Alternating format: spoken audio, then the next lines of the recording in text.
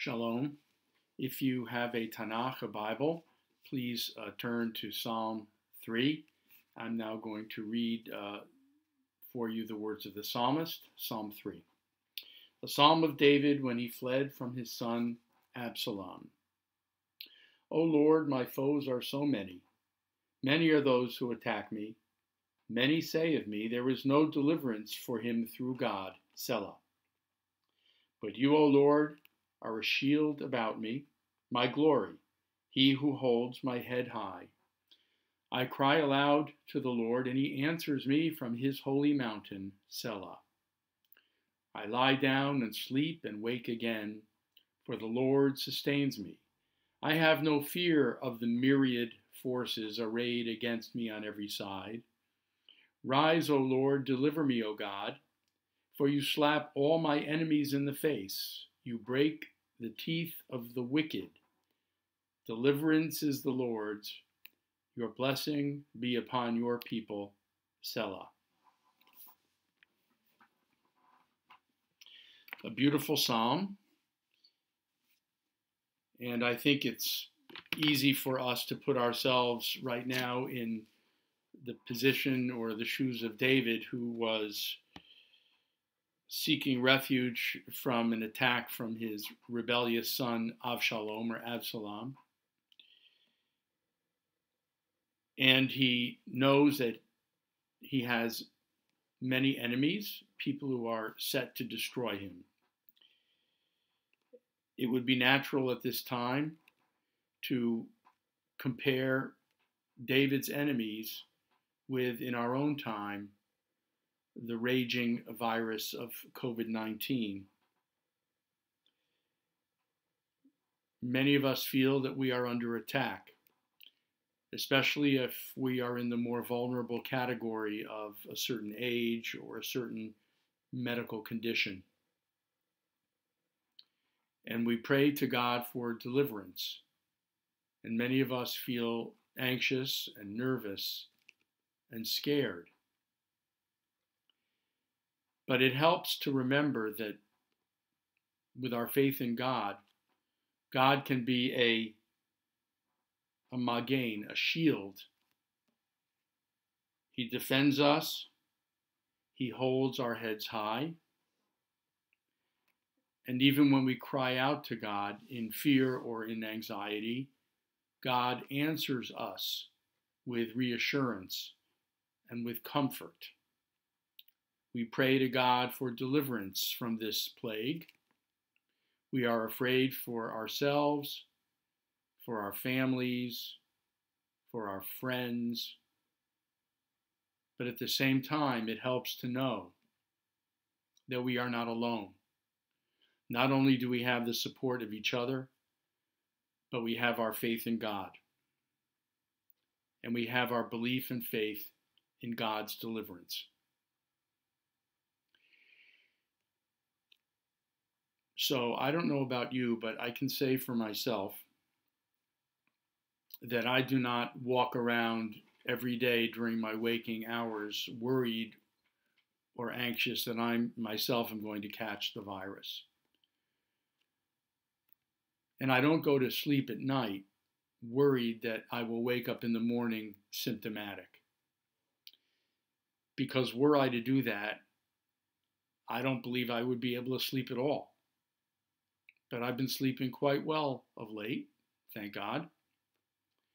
But what I do is when I wake up and I realize that I am feeling well and healthy, I say my own prayers, my own personal prayers of gratitude.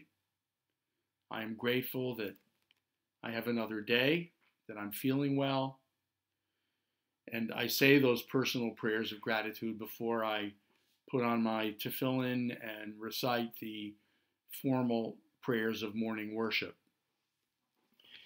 The words of the psalmist when he says, I lie down and sleep and wake again, for the Lord sustains me, reminds me of the prayer Hashkivenu that we recite in the evening during the Ma'ariv service, which begins, help us, Adonai, to lie down in peace, and awaken us again, our sovereign, to life. It's kind of a Jewish version of now I lay me down to sleep. I pray the Lord my soul to keep. And in the morning, one of the very first prayers that we recite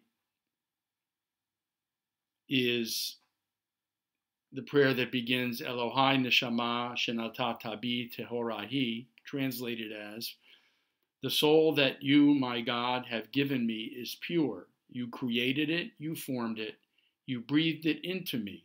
You keep body and soul together. As long as I am alive, I am able to appreciate and celebrate the unity and integration of my body and my soul. And the prayer continues, one day you will take my soul from me to restore it to me in life eternal. So long as this soul is within me, I acknowledge you, Adonai, my God, my ancestors' God, master of all creation, sovereign of all souls.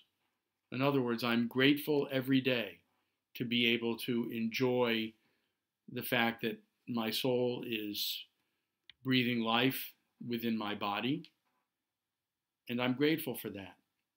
And the prayer concludes, praised are you, Adonai, who restores the soul to the lifeless, exhausted body. And we believe that when we go to sleep, the very act of being asleep for an extended period of time carries within it a certain measure of danger.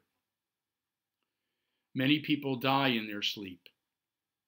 When we go to sleep, our soul, it's as if our soul is traveling outside of our body for a period of time. And we believe when we wake up in the morning, our soul is restored to that lifeless, exhausted body. And we are grateful.